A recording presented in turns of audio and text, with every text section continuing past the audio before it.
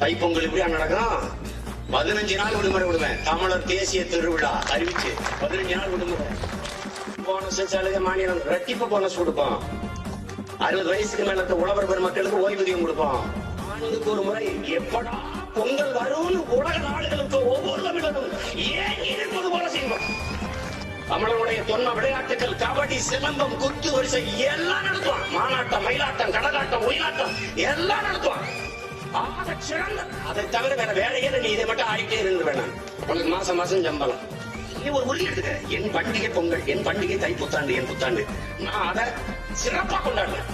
என்னுடைய தேசிய திருவிழா, என்னுடைய தேசிய பண்டிகை பொங்கல். அதை பேரடிச்சாக கொண்டாடுவேன். என்று கொண்டாடுது. நீ தீபாவளி கொண்டாடுறது கொண்டாடுறது இல்ல. புத்தாண்டு, ஆங்கில புத்தாண்டை கொண்டாடுறது, தமிழ் புத்தாண்டை கொண்டாடுறது இல்ல. இப்ப கொண்டாட ஆரம்பிங்க. பொங்குகிற பொங்கல் ஒரு புரட்சி பொங்கலாக, புத்தெழுச்சி பொங்கலாக பொங்கட்டும். நமது சின்னம் விவசாயி. ஓட்டு பாருங்க ஓட்ட, அப்புறம் பாருங்க நாட்டை.